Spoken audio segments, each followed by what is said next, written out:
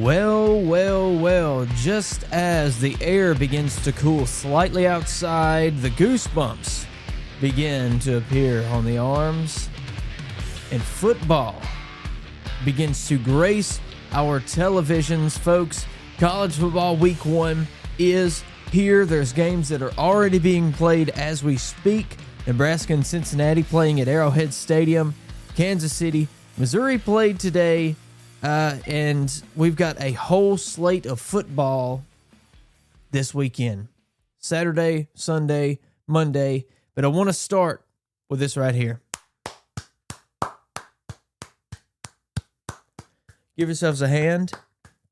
Give yourselves a pat on the back. Whatever you have to do. Because you made it through another winter. You made it through another spring. You made it to through another summer. All through the off season. No more sadness, no more sorrow, no more pain, because college football has officially arrived for 2025. Remember how we feel about week zero, the appetizer? It was okay. Games are on our TVs. They're going to continue tomorrow or today as this recording is coming out on Friday with Auburn and Baylor. And then throughout the whole weekend, we've made it. So this is College Football Y'all, by the way. I'm Brandon Taylor. And on today's show, it's all about the week 1 preview. So what all are we going to talk about? We're obviously going to go through some games here. I've got the SEC slate on tap. I've got the College Football Y'all game of the week on tap. I want to talk about Lee Corso just a little bit and game day there at the end of the show. But before we get to all that, I want to talk about some quarterbacks. Now, I love quarterbacks, okay? You will see me talking about quarterbacks a lot, and I think they're very important. And when we get to our game of the week here in just a moment, I will explain that the quarterback position is important, but it's not always the end-all, be-all for success. But nevertheless, 4 quarterbacks you need to watch starting this week. In the first 2, we'll get to later. Arch Manning and Julian Sayin. 2 quarterbacks we're going to talk about in excess later on in the show. So we'll put those aside. The third one is Austin Simmons at Ole Miss. And the reason that I like Austin Simmons at Ole Miss, don't look at all this stuff behind me if you're watching on YouTube. I think this is a kid that has a lot of potential. I think it's good that he isn't in the same spotlight as like an Arch Manning is in. No pressure. He has one chance this Saturday to gain a little bit of confidence. They play Georgia State before they have to go on the road to Lexington, Kentucky, and play the team that beat you last year and really damaged your college football playoff potential early in the season. But the true test that we'll see with Austin Simmons is how he obviously overcomes that adversity, an SEC opponent in week 2, but also the deficiencies on the offensive line. A lot of good players on the offensive line are gone. A lot of pass catchers are gone. How is he going to handle that?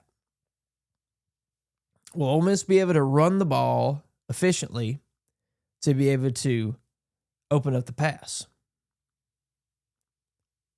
Something that I intend a team like Alabama doing this season.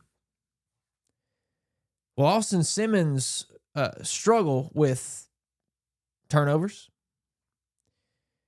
And I think the thing that Ole Miss fans, it's going to be a hard pill to swallow, is you've had Jackson Dart for the past 3 seasons.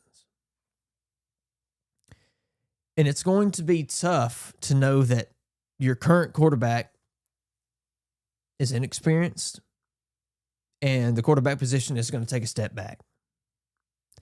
That's something that Ole Miss fans are going to have to live with. But the thing with Ole Miss is I don't know if the team around him is good enough to hold him up. I don't think Ole Miss is a team that can win a whole lot of games with an average quarterback. Now, I believe this team has a road to win 9 games. After all, I did pick over on their 8.5 win total. They have an avenue of that. It's just hard for me to see it until this first game is played. It's hard for me to see what their outlook is. Austin Simmons, a smart kid, a lefty, dual sport athlete. You will hear me sing his praises all season. I think he might have a rough start, but I don't think he's going to be rattled. I think he's going to be okay. And the only difference between like him and an Arch Manning is the spotlight is not beamed down directly on him. Not everybody's not really talking about Austin Simmons like they're talking about Arch Manning or certain other quarterbacks in the league. And I think that's good to be the underdog, for him at least. And I won't throw stats out there. I know we had a very small sample size of him last season, particularly in that Georgia game. He also played in some garbage time and some other matchups. But his ceiling is really high. I will say that for Austin Simmons. So look out for him at Ole Miss throughout the season. The fourth quarterback, because I skipped over the first two, is Luke Altmyer at Illinois. Luke Altmyer. This is a kid that is a veteran in that program. We're talking about a 3-year starter. Now, don't expect much this week. They're favored, last time I checked, 45.5 points to Western Illinois, excuse me. Western Kentucky, it would still probably be, at least 30 points. 45.5 versus Western Illinois. So, nothing that you see in this game is going to really going to help. I mean, he's going to put up big numbers. He's going to throw like 5-6 touchdowns. He's going to run the ball all over at Western Illinois defense. So nothing that he does in this game is going to sway you one way or the other. But the road does get tougher, and it gets tougher pretty quick.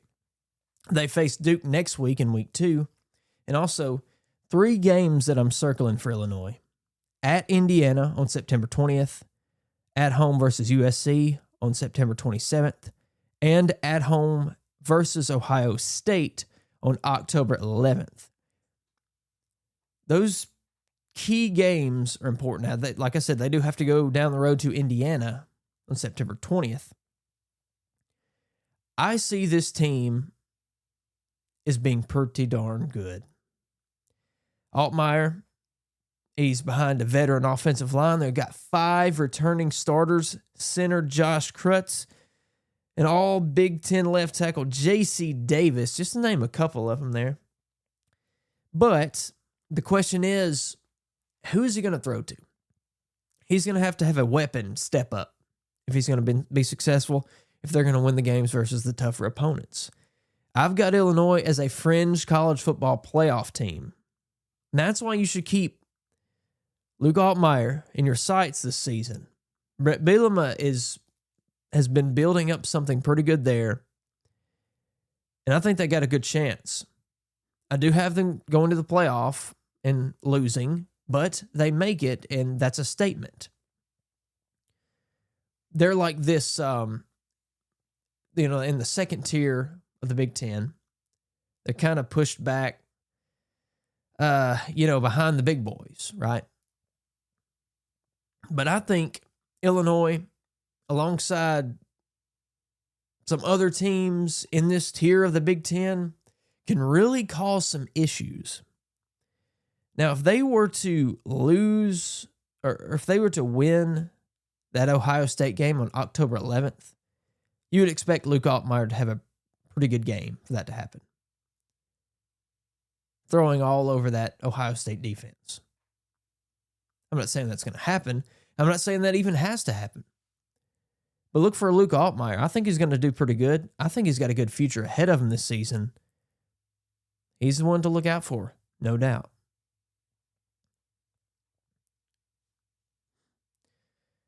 So, why don't we go ahead and take a look at this SEC slate for week 1. I don't want to waste any more time on this. So, I'm going to put this right here for you good folks to see. And for you folks that are listening in podcast form, have no fear. Brandon is here.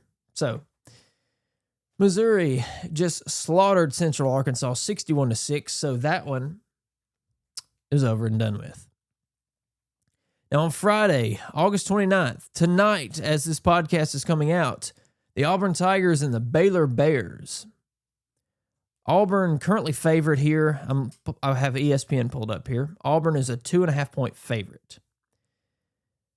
This game can be tricky. This is a 7 o'clock Eastern kickoff. Actually, it's going to be 8 o'clock Eastern. Sorry. My stuff is set to Central Time. It's going to be an 8 o'clock kick on Fox. And quick programming note, if you have YouTube TV, you should be good. They've settled the dispute, or at least the last time I checked, I know earlier today they had requested like an extension.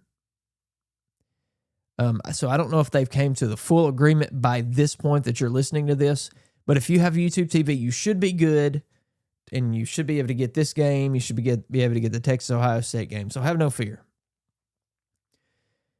Hugh Freeze, he better hope he wins this game, because if he happens to lose, it's going to be a painful season for him, because if Auburn doesn't exceed their over-under win percentage of 7.5 points, or 7.5 wins, he's going to be out of a job. Auburn can beat Baylor. Is Jackson Arnold a good quarterback? How's that defense? I don't know. I'm going to be honest with you. I don't know. Auburn could lose this game, and they could beat Alabama at the end of the season. Consistency, something that Hugh Freeze has not always had as a coach. Nevertheless, I am picking Auburn and the points. So I'm picking Auburn minus 2.5 for that one. So moving on to Georgia State and Ole Miss, the 21st ranked Ole Miss Rebels. This is a 6:45 Central Time kick, 7:45 Eastern in the SEC Network. Ole Miss 34.5. I've got them going over that, so I'm taking Ole Miss in the points there. Not much to say. It's just your first game. Georgia State is the worst team that Ole Miss is going to play this season. You're going to see Austin Simmons do some good things. I just talked about him just a minute ago. He's going to do some pretty good things in this game, and they're going to build a little bit of confidence. They're not going to get better in this game, but they're going to build some confidence before going into Kentucky. We're going to skip over that one because we're going to talk about that one in a minute. Syracuse, the number 24th ranked Tennessee Volunteers. That's a noon kickoff on ABC. Tennessee is favored by 13.5 points, and I have them and the points on that one as well. There's not really much to say. Now, this one here is interesting. Mississippi State and Southern Miss. Also a noon kickoff. This one's on ESPN. Mississippi State is actually favored by 13.5 points. And I will say that out of all the speculation and all the talk that we've had the past few weeks about Mississippi State and about how the fans feel and what I've heard in the media, is that 5 wins would be acceptable. 6 wins in a bowl berth would be everything. Absolute win for Jeff Levy. If you go into Southern Miss, if you go into Hattiesburg and you lose this game, the fans are going to be checked out. If you win this game, then there's a sliver of hope. You can take it week by week then. If you lose to I wouldn't really call it an in-state rivalry, but just this in-state matchup, especially a team like Southern Miss that's in the Sun Belt Conference, and you're favored by 2 touchdowns, and you lose, it's going to be a rough season. And I think that's what Mississippi State fans are going to be afraid of. Nevertheless, I think Mississippi State wins, and I'm taking the points. I think they win by 2 touchdowns in this game. Is it going to be pretty? It might not be pretty, but they're going to do what they have to do. They're going to move on to the next week and take it week by week. And I trust that Jeff Levy's going to get that offense going, and they're going to be able to score some points. Hopefully, on a Sun Belt team. Toledo and Kentucky. Interesting here because this is a 12:45 kickoff on SEC Network. Interesting, Kentucky is favored by 9.5. We talked about Kentucky a few episodes ago. Kentucky's not in a good spot. They're going to lose a lot of games this season. This is not going to be one of them. I think they beat the 9.5. I will take Kentucky in the points on here, but man, I just don't have faith in that Kentucky team this season. They're going to win this game. They're going to go in to the home matchup versus Ole Miss, and I think Ole Miss has the power to actually get it done versus Kentucky this season. But we'll talk about that next week when we get to that point. Up next is Marshall and number 5 Georgia. It's at 3:30 Eastern kickoff on ESPN. 38.5. Georgia will score 50. Georgia will score 60, whatever. Give me the dogs in that one. Then you come to a tricky game. Another tricky game here. The number 8 ranked Alabama Crimson Tide going to Doak Campbell, Tallahassee, Florida, to play the Florida State Seminoles. That's also a 3:30 p.m. Eastern kickoff on ABC. Alabama currently minus 13.5. If I'm betting on this game here, this one, very tricky. I have faith in Alabama to do a lot of good this season.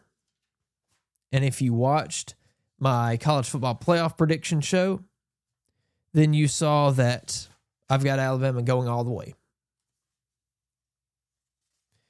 But I also think there are going to be some close calls this season. Kalen DeBoer, he's got some tricks up his sleeve. I think Alabama is destined for greatness. They're going to have a revamped offense. If I'm betting on this game, I'm taking Florida State. Florida State plus 13.5. I know Alabama's going to win this game, but if I'm betting, I'm picking Florida State. Florida State plus 14.5. Alabama A&M and Arkansas, there's not even any betting line on that game, but Arkansas is going to win. That game is 4:15 p.m. SEC Network. Illinois State at number 18 Oklahoma. That is a 6 o'clock kick, ESPN Plus. Number 15 Florida against Long Island. That's also a 7 o'clock kick on ESPN Plus. Number 19 Texas A&M at home versus UT San Antonio. That's a 7 o'clock kick on ESPN. Texas A&M favored by 22.5. Yeah, I think I would take Texas A&M in the points. Although, it's a little tricky because they could win by 3 touchdowns and they could. You know what? I'll call it. Give me UTSA plus 22.5. I say Texas A&M wins the game, but they win by 3 touchdowns and only 3 touchdowns. Charleston Southern and Vanderbilt, 7 o'clock kick on ESPN Plus. You notice if I'm not talking about these, it's obvious, right? Is that obvious enough for you? LSU and Clemson, the number 9 ranked LSU Tigers in the other Death Valley. The number 4 ranked Clemson Tigers playing 7:30 p.m. ABC primetime kickoff game there with the main guys. Clemson minus 4.5. There is a track record for Brian Kelly, whether at LSU or at Notre Dame. He loses the first game of the season. Will he do the same this year? I've sang my praises of Garrett Nussmeier. I said I thought the defense would be improved. I've talked to LSU people. And they know that this is a great football team that they have. Not everybody loves Brian Kelly. Not everybody trusts Brian Kelly or his coaching staff. I don't trust LSU. I don't trust Brian Kelly, and I don't trust his coaching staff. Originally, back about a month or two ago, when I was going through the schedule, I was going through the whole season, and I was trying to get an early sort of preview, sort of early thoughts, early opinions on like the SEC teams, in particular teams like LSU, Alabama, Georgia, Texas, just to name a few, Florida. I looked at a lot of different things. I got a lot of feedback from people. I was high on Garrett Nussmeier. I said that just a moment ago. I thought he has a chance to be one of the best quarterbacks in the SEC. And I originally thought LSU was they would hit the over on their win total, and this would be like a playoff team. But I just cannot trust Brian Kelly enough. I think Clemson wins this game. I think they win by more than 4.5 points. They do not blow LSU out, but at home, Brian Kelly loses yet another first game of the season. Clemson beats him at home, at least by a touchdown. And it's sad to say, because this is a great football team. I think it's an improved football team. I think they've got I think this is a balanced football team. I don't think they may not even have all those defensive issues that have plagued them in the past. Nevertheless, I got Clemson winning. Now on Sunday, we're going to have Virginia Tech and 13th ranked South Carolina Gamecocks. That is a 3 p.m. Eastern time kick on ESPN. South Carolina is 7.5. This could be a fun game, but I've got South Carolina in the points on this one as well. So, what does that leave?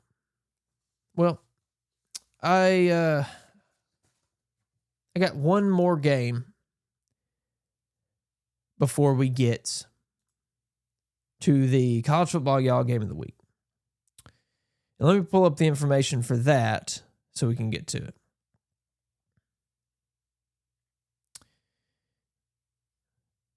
And that's this one right here. Notre Dame and Miami. The number 6 ranked Notre Dame Fighting Irish traveling to Miami Gardens to play the number 10th ranked Miami Hurricanes. 7:30 p.m. kickoff on ABC on Sunday night. Everybody's chilling. Labor Day's Monday. You may have a few extra brewskis that you might normally not have because it's a Sunday night and we all have to go to work. I'm loving Miami.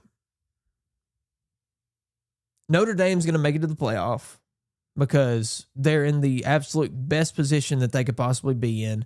No conference, independence. It seems like they get the benefit of the doubt a lot of years.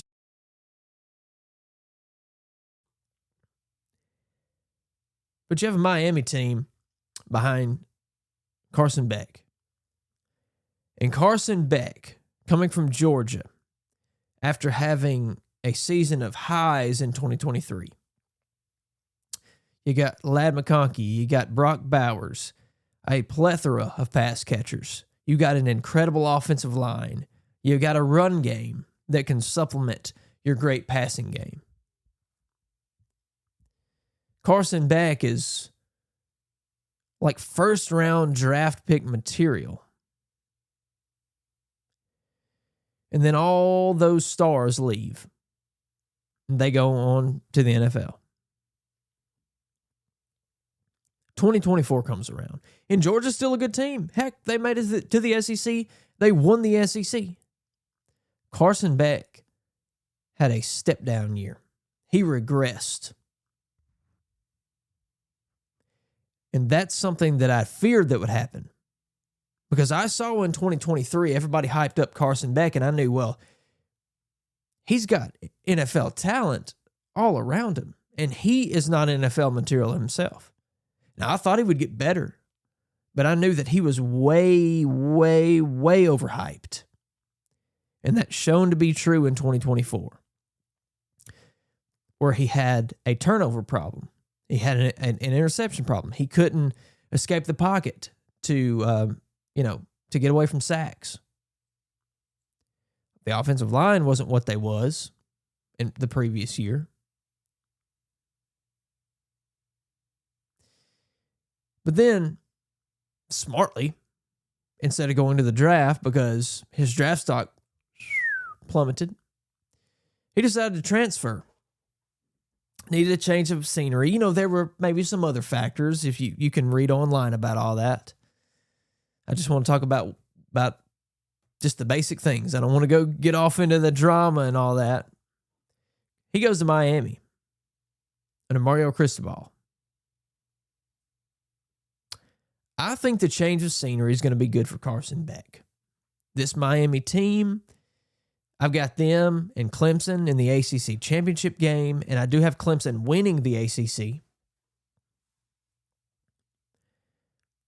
But I've got Miami making it to the playoff. And for them to have a playoff run, they've got to start it in week 1. What does Miami's road look like? They obviously start out with Miami, in Miami versus Notre Dame. They got to play Florida on September 20th. Florida State. They got to play SMU, which could be tough. They could be on upset alert there if indeed they are in the top 10.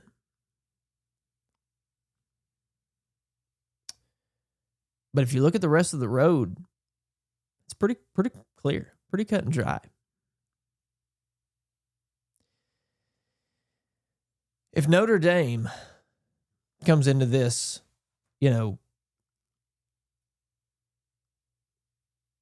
regardless, they were in the national championship last season. Doesn't matter. I don't like to say that previous results can equal future results. Just because a team did something last year doesn't mean they can do it this year. Just because a player did something great last year doesn't mean they'll do it this year. I try to avoid doing things like that. I try to avoid saying, well, this player did it that year. They're going to do the same or better this year. They're going to be greater or equal to what they were. I just mentioned it. We didn't see that with Carson Beck. He regressed, but I think he improves. He puts himself back in the running. Competes with Arch Manning. I went back and forth on this game.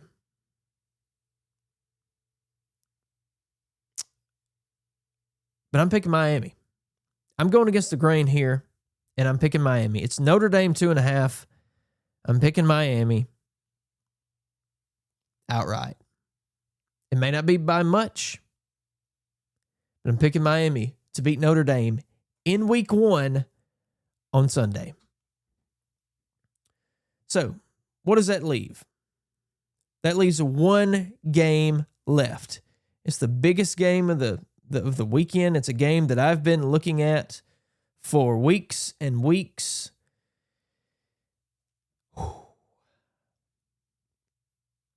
It is the college football, y'all, week 1 game of the week.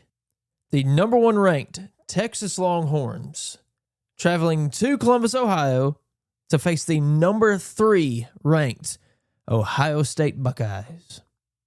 12 o'clock noon Eastern on Fox. This game is, last time I checked, projected to be in the upper 60-degree mark. lower 70s. Sounds like football weather to me.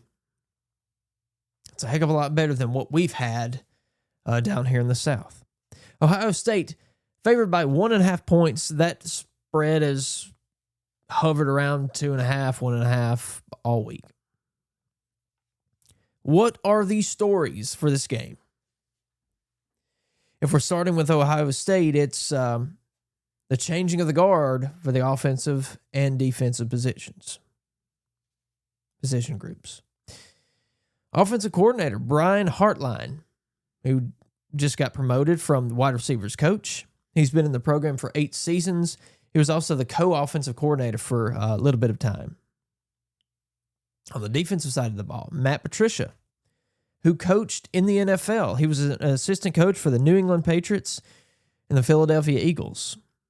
He was also the head coach for the Detroit Lions for a few seasons. So my question, whenever there's a change of coaches, Brian Hartline's been in the program, so maybe that doesn't apply as much. But my question is, how has Ohio State replaced these key starters? Great talent, either went to the NFL, graduated, whatever. Does that change of guard on the offensive and defensive sides of the ball hurt that any? No. They still had a top 5 recruiting class this season. And in the 20s, lower 20s to mid 20s on the transfer rankings. So this game is a rematch from the college football playoff semifinal from last season. The Cotton Bowl on January 10th, 2025. Actually, the last game that Texas played was that game. Ohio State, of course, won 28-14 and then went on to win the national championship. So, if we're talking about Ohio State, and I love quarterbacks, and we were talking about quarterbacks just a moment ago at the beginning of the show. Quarterback Julian Sayin. What does he have to do? You know, he's being handed the reins to this football team. It's a young quarterback. What does he have to do to be successful? Not just in this game, but for this season. He has to be able to spread the ball around. Everyone's talking about wide receiver Jeremiah Smith, who had 70 receptions, 1,224 yards, 14 touchdowns, averaging 17 yards per catch. That's insane.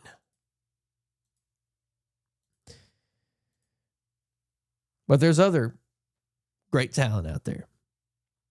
You got Carnell Tate, Brandon Enos, juniors, plenty of others. This school has been referred to as wide receiver U.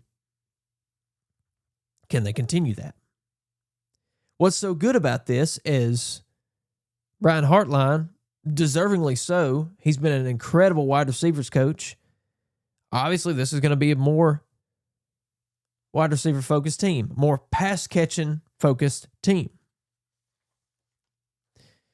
But on the other side of the ball for this game is Texas edge Colin Simmons, who is an absolute excellent pass rusher.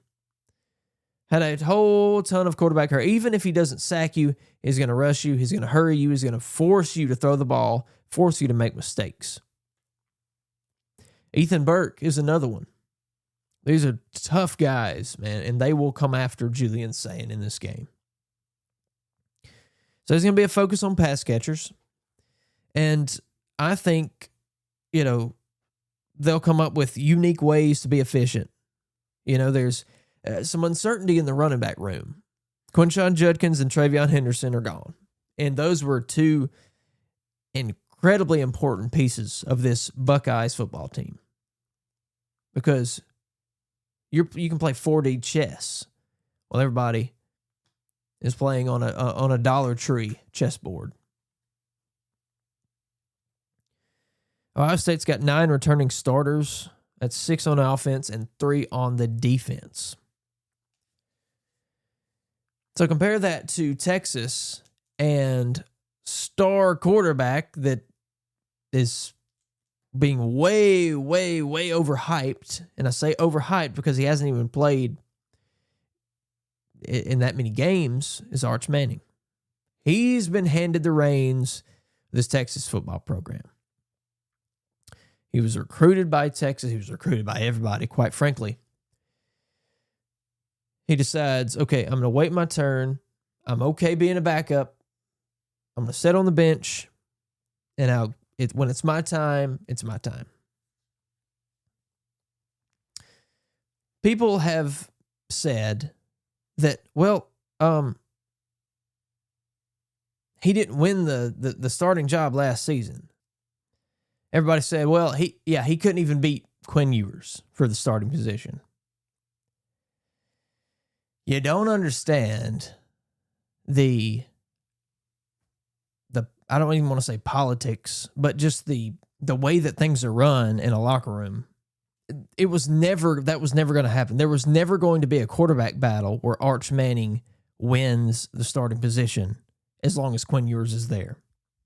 Because you've got Quinn Ewers, a guy that was there for, he was loyal to Texas. He had chances to transfer out and go to other places, but he didn't. He stuck with him. He stuck with Steve Sarkisian, and he was rewarded for that.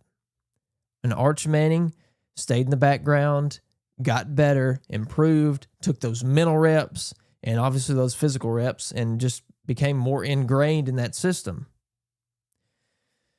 But here's the thing. Arch Manning does not have to be the greatest thing since the discovery of oil. And I said that because we're talking about Texas. And the oil money and all those things, you get it. I like to use this example. And this example is kind of overused, but we talk about Alabama. Alabama quarterbacks that won titles that were, quite frankly, average. Like average. Maybe even bad. More like game managers, but not elite, like put the team on your back kind of guys. I'm talking about like Greg McElroy, Blake Sims, Jake Coker, some guys like that. Mac Jones sometimes gets put in the list with those guys. But I thought he was a little bit better quarterback. I don't know. I don't know how his NFL career is going to end up shaping out. But, the funny thing about that is Steve Sarkisian was the offensive coordinator at Bama when Mac Jones was there. So that's a little nugget for you. Arch Manning just has to be average. He just has to be enough Texas year in and year out. Just like Alabama, for the most part, just like Georgia. They're always going to have a great team around them that it doesn't require, a Cam Newton type of performance to be successful. Texas is returning 41% of their offensive production. But let me tell you something. This little stat right here. In the Cotton Bowl, Texas averaged 2 yards per carry. That's awful. The O-line has 4 new starters, and how will they mesh? And how will they protect? And how will they, allow the run to get established? How will they allow the passing to get established? How will they be able to create a good pocket for Arch to step in? And speaking of that, I expect Arch to get a lot of yards on the ground. In this game, maybe, but this season as a whole. I think Sark's going to be strategic about it, though. Like, you don't want to overuse his legs. You don't want to do a lot of things that you don't want to show everybody too much because people begin to expect things. Yes, he's fast. He's an extremely fast quarterback. I think a lot of his advantages on the ground, a lot of his yards, a lot of his success isn't necessarily going to be design quarterback runs. It may be some RPO stuff, but I think a lot of it is going to come to he's able to sit in the pocket and some opening is going to come out of nowhere, or maybe he scrambles out either to either flat. That's how he's going to gain yards on pass plays. This is a pretty good matchup. And I say that, and this could be a terrible game. It could be a low-scoring game. It could be an extremely high-scoring game. But it just as I weigh all these things that I've mentioned, it's a lot of this and that. It's a lot of balancing and the pendulum swinging one way or the other. Ohio State, like I said at the beginning, is favored by 1.5 points. Drum roll, please. I'm picking Texas. That's not me being an SEC homer. I just think they have the ability. I think they're going to have enough, even if Arch Manning isn't just outstanding, even if he turns the ball over a time or two. I think Texas has just enough to win. I think there are obviously a lot of questions on either team. But I'm picking this to be like a 27-17 game. And that's tough. That's a tough one, but that's it. 27-17, Texas wins. And they, one step further to the college football playoff. The road is tougher for Ohio State, but they still make it. They still make it to the Big Ten championship game. That's my predictions. So that's all the football games that I was going to talk about for week one. There is a plethora of games out there all throughout the weekend, starting Thursday all the way through to Monday. But there's something else that's happening on Saturday. Something very important. Something very near and dear to my heart, and probably very near and dear to your heart if you follow college football and if you've been watching it any amount of time. And that's Lee Corso. That's College Game Day, a staple of college sports, a staple of college football, a staple of ESPN, I would dare to say. Nebraska and Cincinnati in a barn burner here. Late in the fourth quarter, Nebraska's up 20-17. 41 seconds left. We're going to see what happens in this game before this pod's over, folks. Lee Corso came onto our television screens almost every single week. And in his older age, we haven't saw him as much. That's okay. That's understandable. He's 90 years old. He had a birthday not that long ago. His speech is a little shaky. It's kind of hard for him to get his point out. He's 90 years old and he had a stroke 18 years ago or something. Maybe 14, 15 years ago.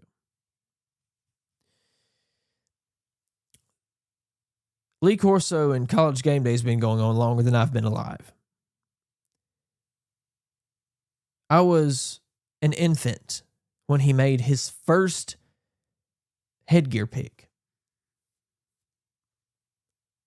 Nebraska just intercepted the ball into the end zone. They're going to beat Cincinnati 20-17 at Arrowhead Stadium in Kansas City. Wow. 34 seconds left in the fourth quarter. How about that? You got that live here, folks. Of course, when you're listening to this would have happened last night, so it's irrelevant to you because you already know this. Wow. He just threw the ball up there, and man, Nebraska, he just made a good catch there. Wow. Matt Rule, Nebraska. Look out for him. Anywho, back to Lee Corso. He's been making these headgear picks since I've been an infant. And it's not just Lee Corso. It's the whole college football show, the whole College Game Day program. And yes, you have the big noon kickoff these days. You have the SEC Nation. Those are all good and well. And on any given Saturday, I might swap between one or two of those. But College Game Day, there's nothing better than to get your Saturday started with the guys. And seeing Lee Corso as the literal living, breathing spirit of college football, with his passion for the game, with his passion for the athletes, with his just passion for the tradition and pageantry and everything is unmatched. There's nothing else like it, and there never will be anything else like it. He's going to have his last game day tomorrow as this pod comes out. On the Saturday of week 1 is the last time we'll see him.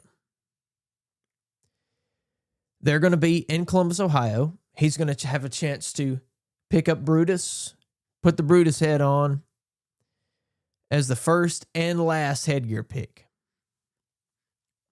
Is he going to swerve us? Is he going to pick Texas? I don't know. That's the suspense. Last Friday, they had a small special. It's like an hour-long special of Lee Corso. If you haven't watched it, you have to watch it. If you did watch it, then you probably got as emotional as I did. If you're a lover of college football, of Lee Corso, and of all that good stuff. There's going to be some emotions in this last college game day.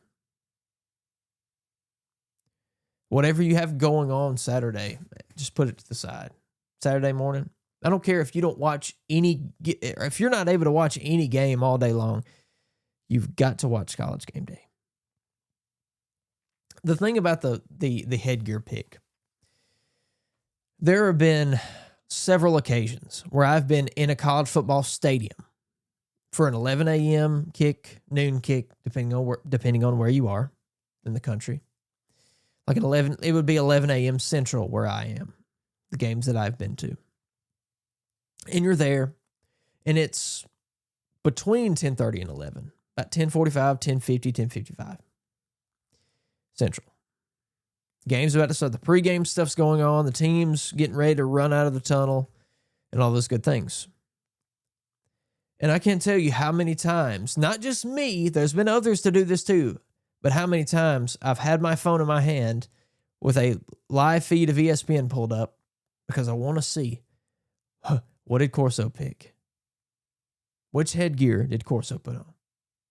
And I would also see, like, maybe as I'm watching, whatever games they're covering, if I happen to see the game that I'm currently at, who they picked there, just for funsies.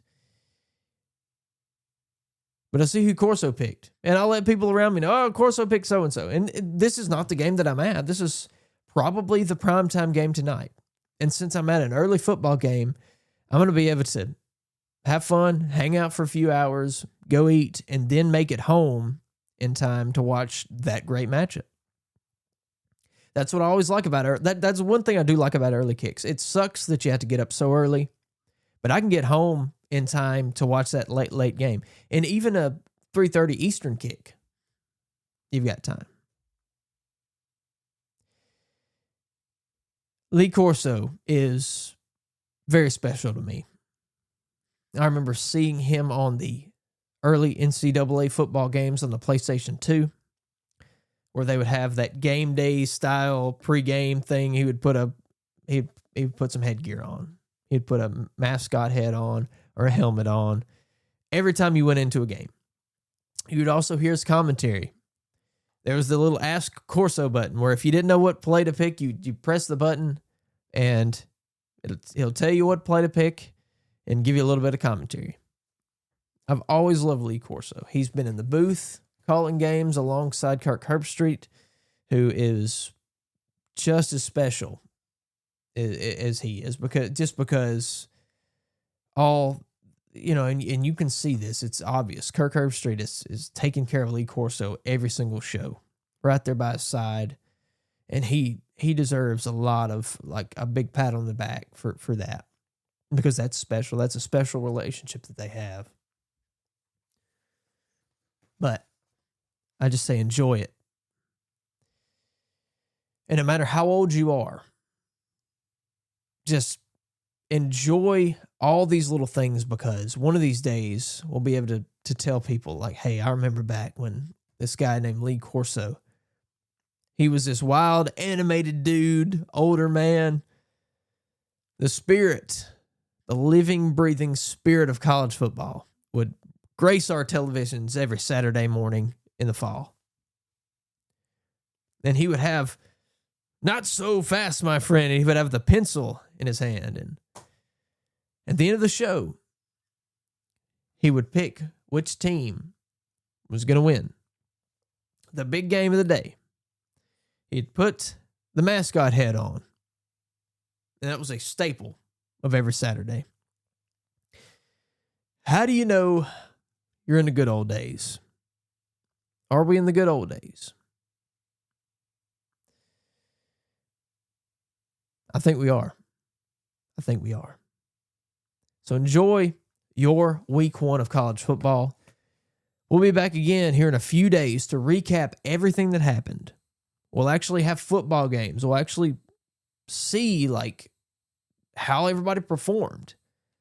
We won't be going on speculation. We'll actually have actual data that we can base our opinions on. Anyway, thank you so much for listening, for watching. Brandon Taylor here, College Football Y'all. Follow me on all the socials. You can see that in the description. Subscribe if you want to hear more and see more. So without further ado, week 1, it's all yours. We'll see you next week.